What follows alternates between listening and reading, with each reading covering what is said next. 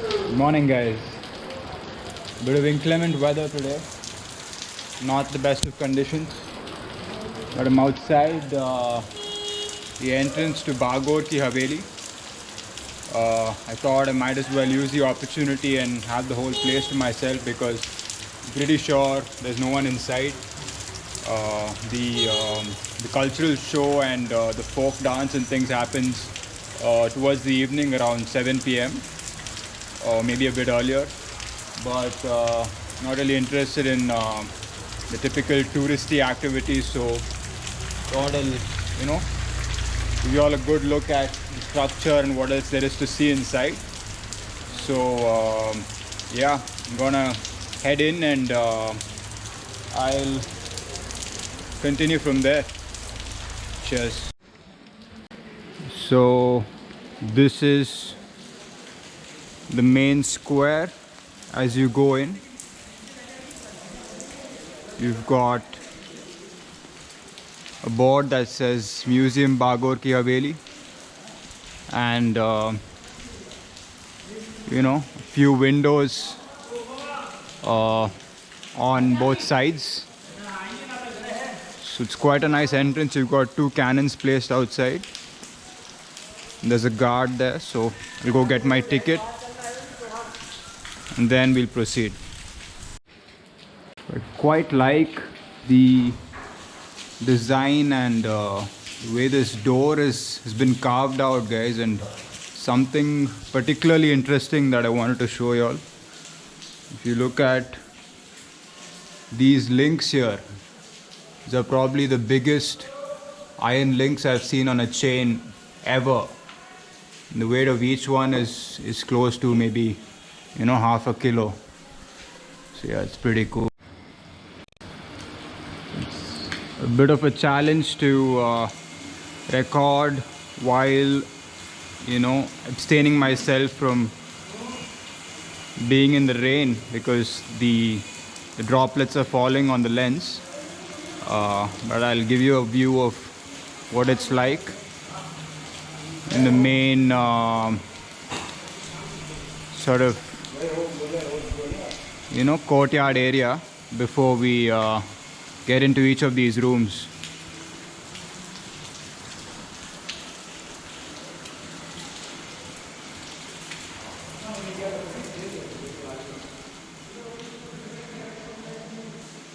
Yeah, so like I predicted, there's no one else. This is how I like it. It gives me that privacy and that freedom to say what I want. Let me just clean the lens without having to bother about being stared at or being judged or any of that. So yeah, cool few flags of each state. That's nice. I mean, Jaipur's got a colorful one. Got Kishangarh, Kutch, Alwar, Bikaner, Nawanagar. I mean, these may all be redundant now, but it probably had some relevance and was used when they were provinces of each of the kings, or the ministers that were appointed to govern them. That's Mewar, with the sun as the emblem, obviously being an important place and possibly the capital. It's got a more ornate and a detailed design with the gold and red colors. Got Jaisalmer and Jodhpur, and we've got busts of different people. This is Colonel Ranjit Singh. I don't know how much you all can see. Given the lighting here, it's a bit dim and It's also gloomy outside, so I don't think you all can really decipher the detailing of the faces because it's also in a dark brown color, and it's not well lit around here, so I doubt it's visible on camera. So just go through all of them. There's someone that I recognize, I'll probably mention it, but yeah, Maharaja Prithvi Singh, he's one of the popular ones. That's quite a nice sculpture with, looks quite intimidating. The face, the beard, the mustache, and the huge necklaces that he's got around his neck. Definitely a popular figure. We've got a few emblems here. This is of Alwar state, Navanagar state. So we've seen the flags. Now we're looking at the different emblems. Kutch. So they've got their own motto as well. That one said courage and confidence. Kishangarh, Baroda, Bandi, Jaipur. Nice design. So gives me the impression that each of these places were separately governed. They had their own little autonomy prior to independence, of course, when everything became one state. It's a bit of a divide and conquer policy probably earlier. Something with the Maratha state, Jodhpur and Jaisalmer state.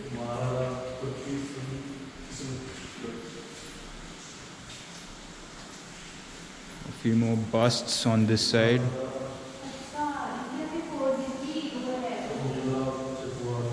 Savai Jai Singh, Chhatrapati Shivaji Maharaj. So he's the main ruler in of the Maratha dynasty, right? And he's still revered to this day in the state of Maharashtra. He's a legend and a popular figure among the masses even to this day, and he really unifies that land. And Maharana Pratap, who is the equivalent in the state of Rajasthan these days. And a few more.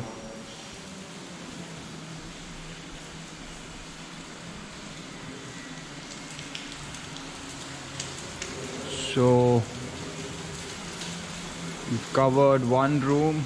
We're now entering the museum. As we look at this lovely detailed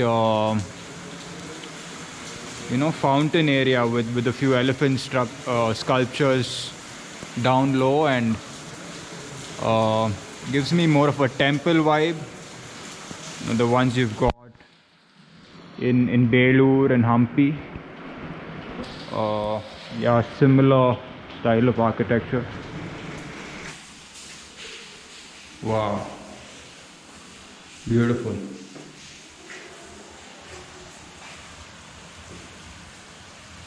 So we've got a good look of the lake from this window in Bagore-ki-Haveli. It's quite cloudy today, so visibility isn't great, but that's Lake Palace in the distance. I don't know how much of it you can see, but that's probably one of the most expensive hotels in the country, and rightly so, considering the location it's built at. It's over 30,000 a night to stay there, and even to visit you've got to make prior reservations. Not everyone can just go in. Okay, I've now entered the top portion. We've got higher levels, but this is like the first floor. And you can see how well preserved it is, guys. I mean, this is something that I really appreciate about this state.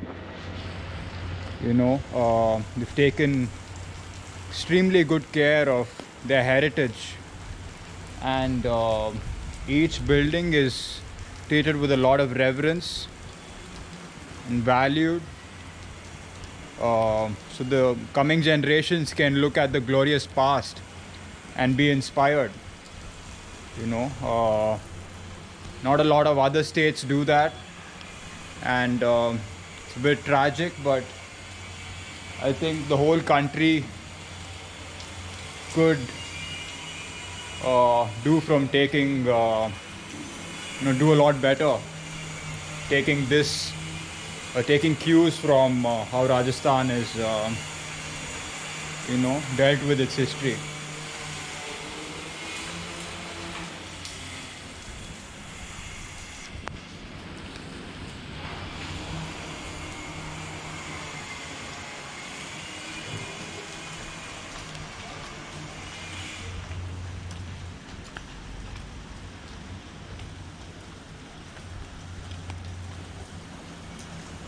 Wow. A nice shot of all the birds flying away together. Slowly coming out now, since the rain is receding, albeit slowly. Can't wait for it to be nice and bright again. But that's not too bad, considering that this place would have had a lot more visitors in normal conditions. Although I assume people come here in the evenings just for the cultural show. I'm glad I made it in the off time so I can explore it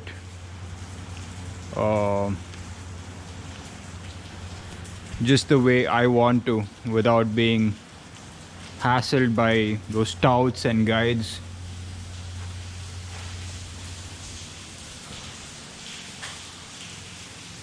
Most of the time.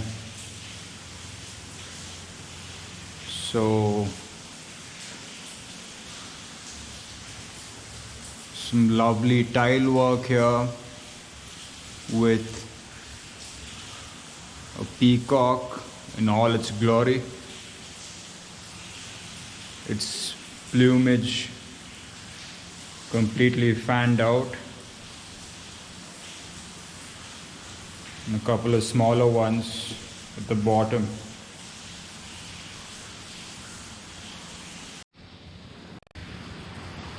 So here we've got nice stone pillars with detailed carvings on them, nicely sculpted. So I've been told that this place is about 4 centuries old, and it's holding up quite nicely. So this is what's called the Queen's apartment. Let's take a look inside. जा सकते हैं ना? So not much restriction, guys, in terms of entry and things. That's nice.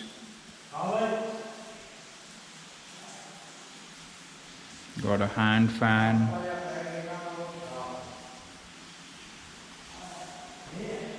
There's a stick, possibly a walking stick.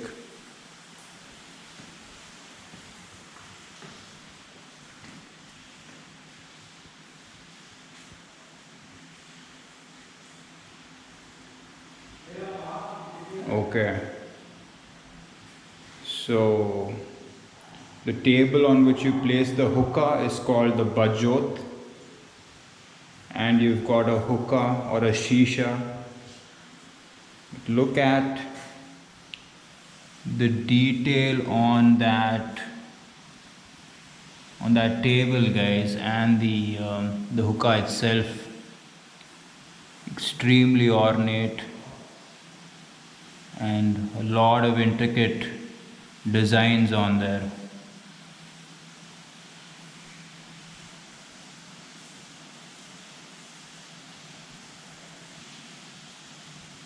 Surely had a sense of style back then.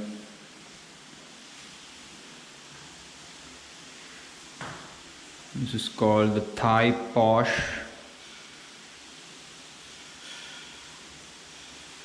Okay, it's a covering on which the food is served. Yeah, maybe to add a bit of a surprise element for the queen or the royalty who's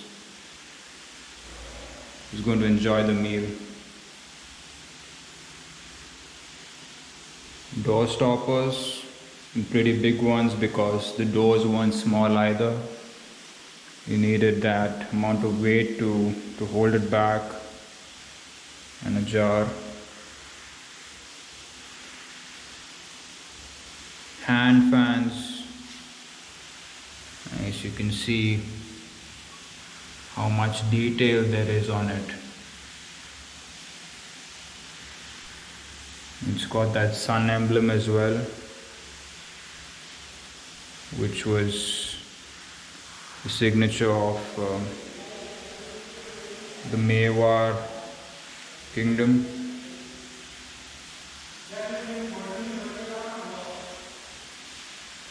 This is a plate,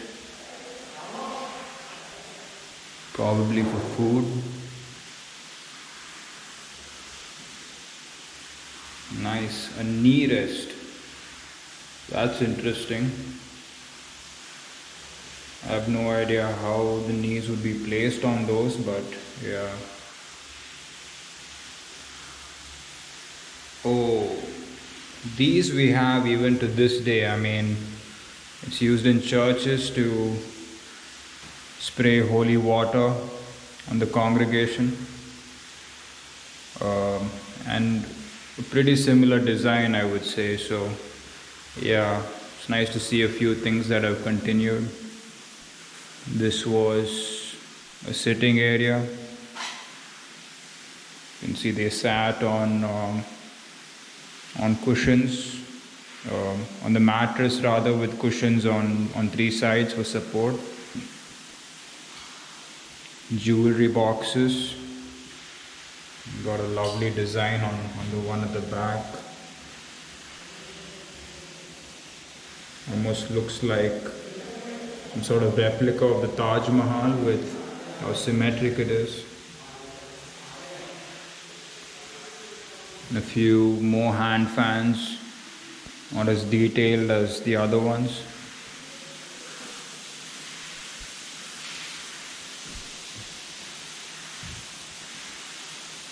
This is another hand fan, a big one. So, this must have been for the queen. This was where the queen sat. I missed another thing, which is the pandan,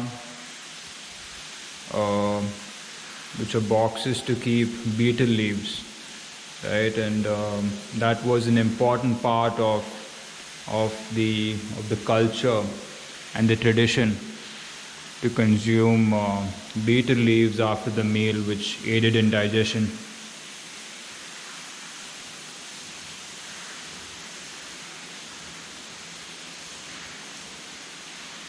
There's another object out here. Can't really tell what it is, but yeah, it says it's a hookah as well. A bit of a different design. Um, doesn't look like there was a pipe, so the smoke probably came out through the exhaust on top. Because it was meant for just one person, it wasn't to be shared possibly. So that's interesting. Nice stained glass work out here on the window, and beautiful carpets and cushions to match. Quite majestic.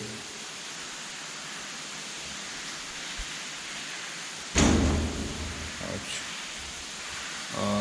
Yeah, these are peacock incense stick stands, right?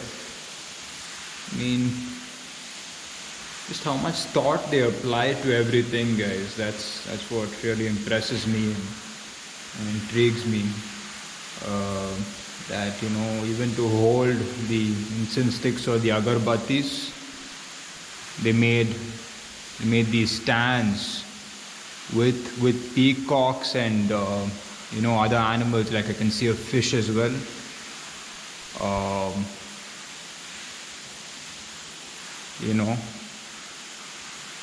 Engraved onto it.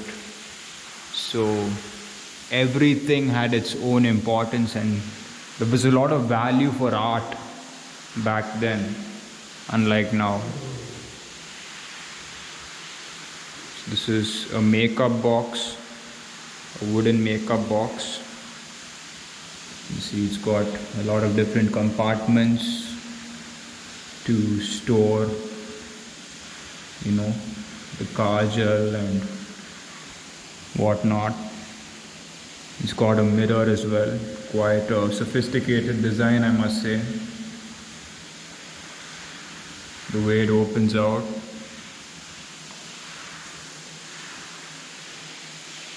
Textiles decorated with zari work and stars made of acacia gum. So these are a few royal garments. I have no idea how old these are, but you can see that they're grand and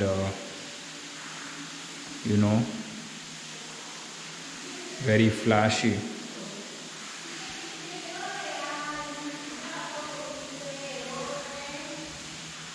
So these are perfume containers, guys. Silver perfume container. Nice box. You can see. And this is another one. Oh, this is interesting. You've got wooden combs, a small hand mirror right there, and two bird-shaped brass surmadani. Yeah, surma, something that's used in the eyes. Like similar to kajal, I believe. So it was kept inside those bird-shaped containers. Wow.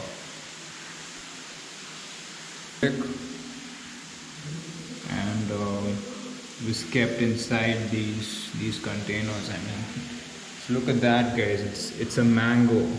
It's a mango-shaped container with further designs at the place where you open it out. I can maybe spend a good 5 minutes on each of these different shapes, but we don't have time for that. I'm just stunned and awe-inspired by the level of detail. Wow, look at these vermilion boxes. You've got peacocks all around, and it looks like they're pecking into the vermilion inside.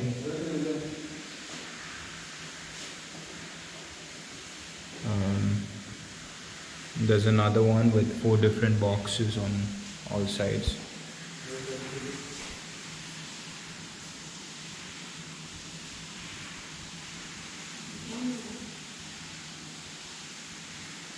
Right, so few more containers for 1 million. This one is beetle leaf shaped, and few boxes to store jewelry and other ornaments, possibly. Again, a lot of detail in each one.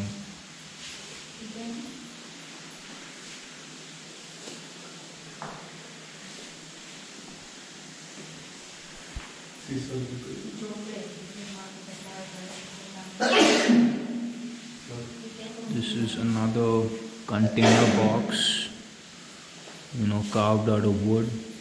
It's got a mirror in between as well. With a lot of different storage units, which are color coded, as you can see. Got different cards at the bottom to indicate the material that was possibly stored there.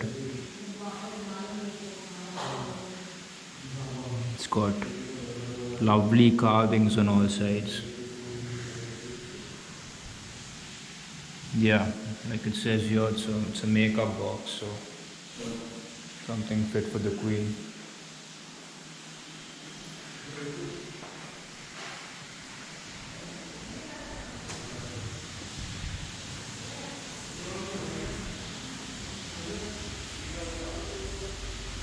Okay, this is the Snan Nagar, guys, or the bathroom where the queen possibly bathed. And wow, this just gets better and better. This is a foot scrubber, guys. A foot scrubber, so you probably have to place your finger into that space in the middle, then hold it like a brush.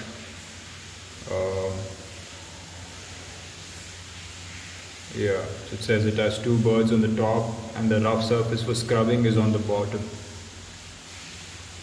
That's nice. This is a sigdi, a small stove in which coal or wood was used as fuel. Right, probably to heat up the water, I'd imagine.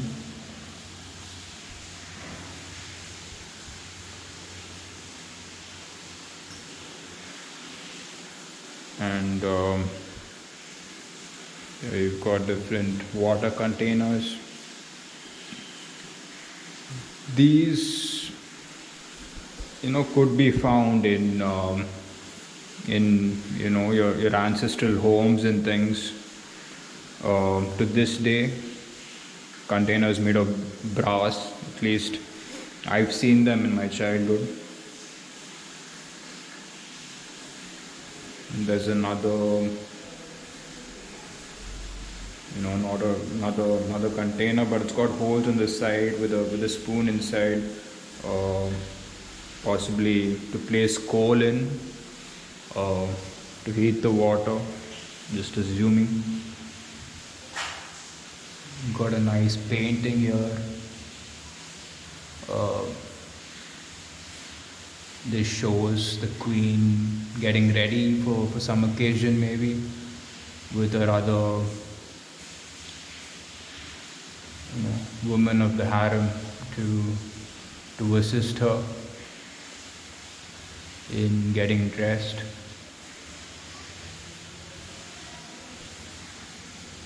This is just another container, and we've got a few kept outside.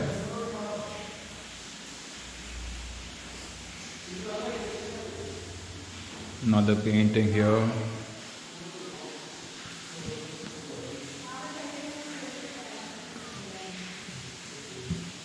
These look a bit more modern. If you were to ask me, I wouldn't say more than 20-30 years old, because you can see that the paint is still fresh. There's no trace of patina or anything.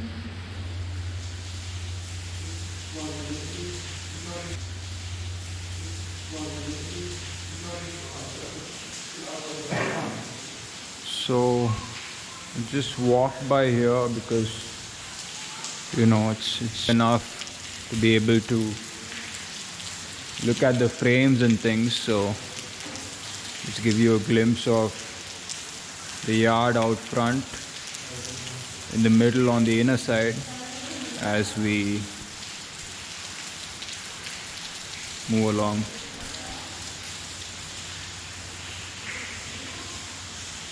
This is the recreational room.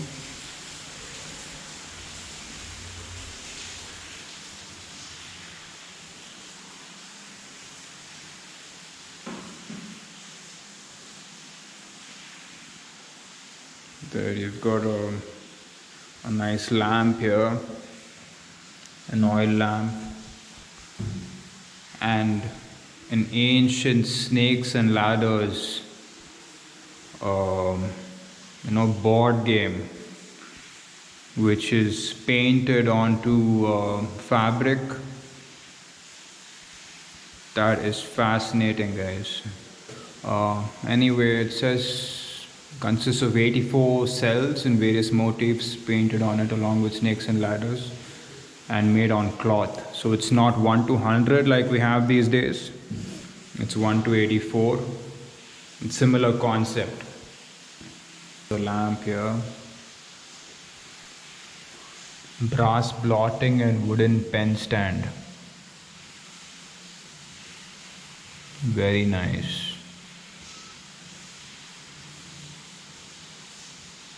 Very nice. Unfortunately, we don't have a pen to see, but this is the stand. This is the box in which it was placed. I'm sure we had rows of pens at the back.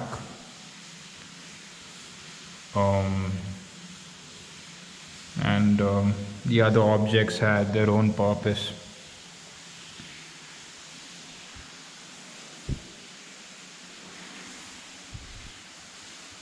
Some nice stone carving on this window, which is closed on the other side. These are Ganjifa cards. Very nice. Yeah, this is another popular game which I could see displayed at the city palace as well. I think the royalty were fond of this one in particular. It looks a bit like Ludo. I'm not sure if it has the same rules. Okay, so it says it's a precursor to Ludo. Right, so might have the similar concept. This is chess or shatranj. This is called the tabla game. I don't think anyone plays that these days. And again, the seating area for the queen possibly.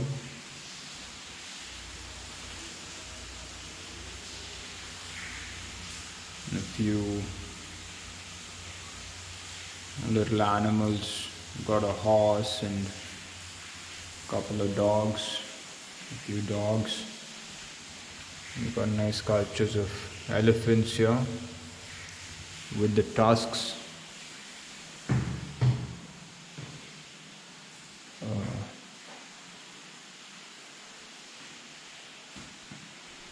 These are called Gauri heads.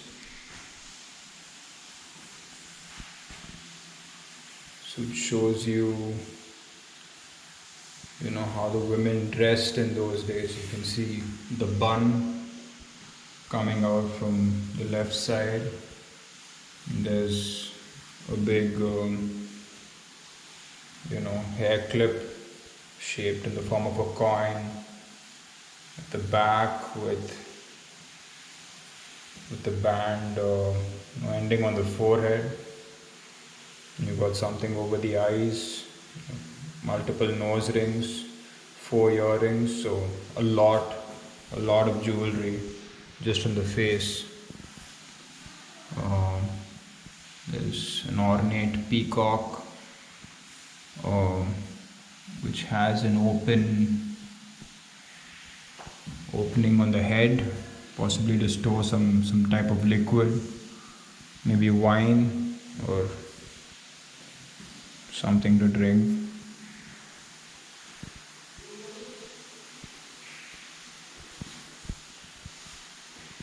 So just a couple of dolls there. The reasons they don't allow people inside this room, but yeah, nice little quaint corner for worship.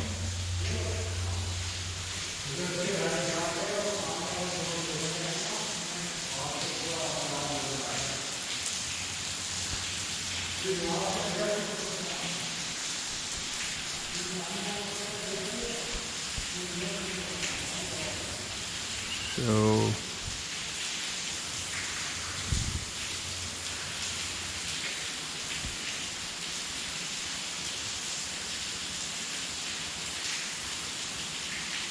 right, this is interesting. Something called the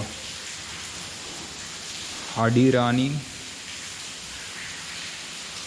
So she apparently killed herself, to motivate a husband to fight the war. That's the ultimate sacrifice. I haven't heard of that concept, but yeah.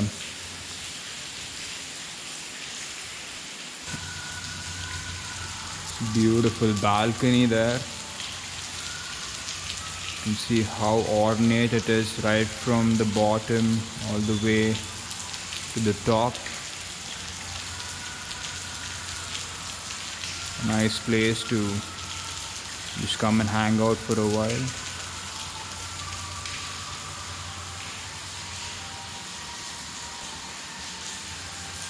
This is the entrance to the Sheesh Mahal, or the glass house for literal translation. Let's go in.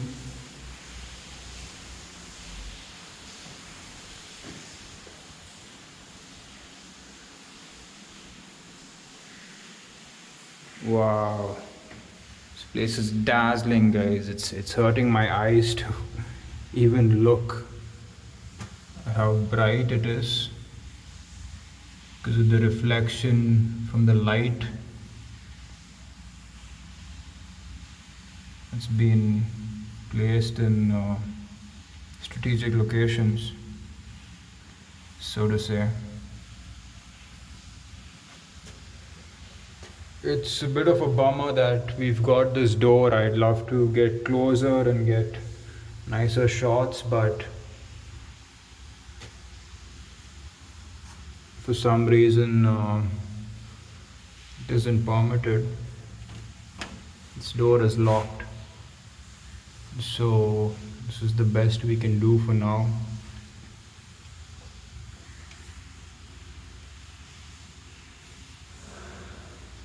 But a very nice room, very nice.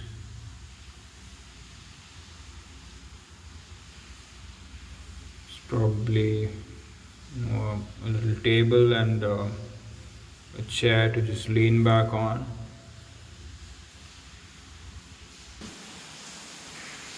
Maybe look at the balcony from the inside now. Lot of detailing all the way around the top and the sides.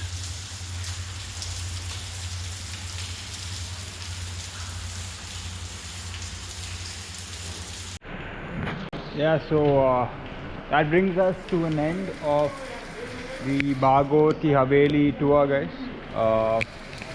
I've managed to hold it together considering the rain and everything else,